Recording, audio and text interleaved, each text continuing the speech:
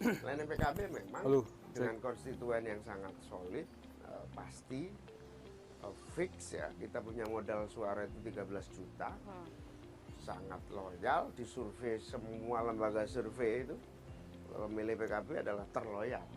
Dan solid ya Gus? Solid sekali. Oke. Dan Sampai ke bawah ya? Sampai ke bawah, Sampai ke dan bawah. bahkan Yaya Khalil Ketua Umum PBNU ngomong apa aja terhadap PKB nggak ngaruh sama sekali. Coba disurvei, survei terakhir. Nah itu menunjukkan bahwa kesolidan ini harus modal dan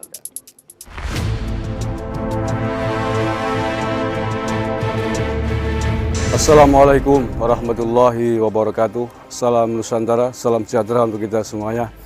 Salam Om Swastiastu, Namo Buddhaya, salam kebajikan rahayu. Saudara-saudaraku sebangsa setanah air yang saya cintai, saya banggakan. Bertemu lagi dengan saya, Agus Semar dari lereng Gunung Selamet di Banyumas, Jawa Tengah. Apa kabar semuanya? Saya doakan sehat-sehat selalu, bahagia selalu, masih dalam suasana Hari Raya Idul Fitri 1443 Hijriah. Muhaimin Iskandar menurut saya memberikan statement yang luar biasa, menyakiti seluruh warga Nahdien di tanah air. Dia mengatakan bahwa apapun yang dikatakan oleh Ketua Umum PBNU, Gus Yahya Khalil Stakuf, tidak akan berpengaruh bagi PKB. Bahkan cara penyebutan Cak Imin ini juga banyak dinilai tidak sopan terhadap Ketua Umum PBNU. Menurut saya, gaya Cak Imin, narasi dan diksi Cak Imin terkait dengan statement barusan tadi adalah sebuah statement yang akan mengubur dirinya dalam kurung partai PKB. Seandainya tidak dianulir dan tidak minta maaf. Ya, hari ini Gus Yahya Khalil Stakuf adalah rujukan utama terkait dengan keputusan-keputusan besar bagi seluruh warga NU di tanah air, termasuk di dalam hal pilihan dan aspirasi politiknya. Oleh karena itu, gaya Cak Imin mengatakan apapun yang dikatakan oleh Ketua Umum PBNU tidak akan berpengaruh sedikit pun terhadap PKB karena dia mengklaim diri pemilih PKB adalah pemilih yang solid. Menurut saya ini adalah salah besar, kesalahan yang fatal, kesalahan yang akan semakin menjatuhkan harga diri Cak Imin di dalam karir politiknya.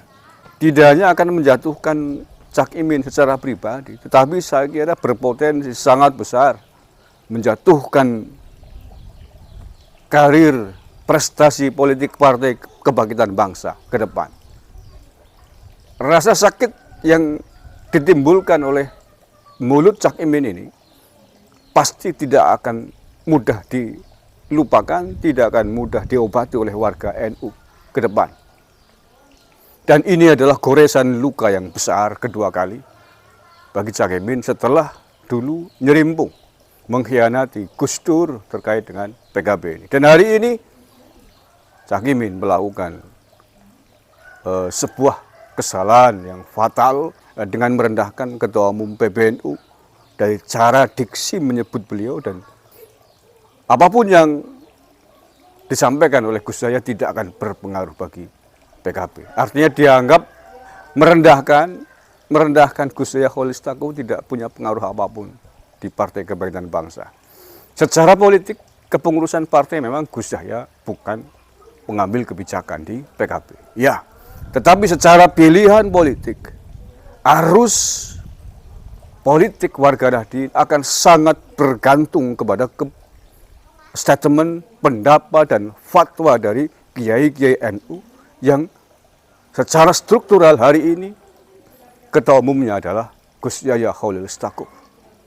Seyakin-yakinnya, walaupun mungkin tidak 100%, tapi mayoritas pada saatnya ketika Gus Yahya Khalil Stakuf memberikan sebuah fatwa tentang aspirasi politik yang harus dibawa, pasti akan berpengaruh besar. Seandainya misalkan jangan pilih PKB atau jangan pilih Cak Imin, saya yakin akan berpengaruh besar. Harus diingat, bukan NU yang bergantung dengan PKB. Catat ini, Cak Imin. NU tidak bergantung dengan PKB, tetapi PKB sangat bergantung dengan NU. PKB sangat dipengaruhi, sangat bergantung dengan fatwa-fatwa Gus Yahya Khalil Stakuf sebagai Ketua Umum PBNU. Karir dan nasib politik PKB sangat bergantung dari fatwa dan keputusan kiai-kiai Nahdlatul Ulama. Maka dari itu Cak Imin tidak boleh sombong. Cak Imin tidak boleh besar kepala walaupun hari ini menjabat sebagai Ketua Umum PKB. Karena sekali NU berfatwa, maka itu akan menjadi pedoman, pegangan bagi puluhan juta warga Nahdien di tanah air. Kalau Cak Imin mengklaim diri hari ini pemilihnya 13 juta, maka Cak Imin pun harus tahu dan harus sadar bahwa warga NU, warga Nahdien di tanah air ini jumlahnya bisa 10 kali lipat daripada pemilih PKB. Nah, ini mestinya dipertanyakan, mengapa jumlah warga Nahdlatul Ulama yang mayoritas di tanah air ini sebagai organisasi Islam terbesar di tanah air ini tidak sanggup diwadahi semuanya oleh partai PKB. Mestinya harusnya introspeksi diri, berkaca diri. Artinya apa? Kampanye-kampanye, proposal-proposal yang disampaikan oleh PKB kepada warga NU di tanah air tidak seluruhnya mengena, tidak seluruhnya diterima oleh warga Nahdien di Indonesia. Faktanya banyak, bahkan menurut saya jumlahnya jauh lebih banyak aspirasi politik warga Nahdien yang disampaikan di luar partai PKB daripada ke PKB sendiri.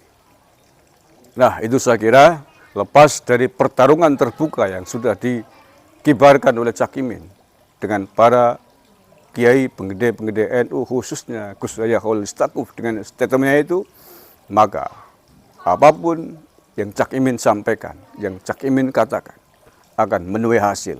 Tanaman Cak Imin merendahkan Gus Yahya Khalil Stakuf itu pun akan menuai hasil. Setidaknya pada Pilpres 2024. Setidaknya. Walaupun menurut saya jauh sebelum itu pun Cak Imin akan menuai hasilnya. Apakah hasil panen dari tanamannya merendahkan Kiai NU ini? Kita akan lihat dan kita akan saksikan bersama tidak lama dan jauh sebelum Pilpres 2024 itu berlangsung. Terima kasih, kurang lebihnya mohon maaf. Wallahul muwaffiq ila aqwamit thoriq. Assalamualaikum warahmatullahi wabarakatuh. NKRI harga mati.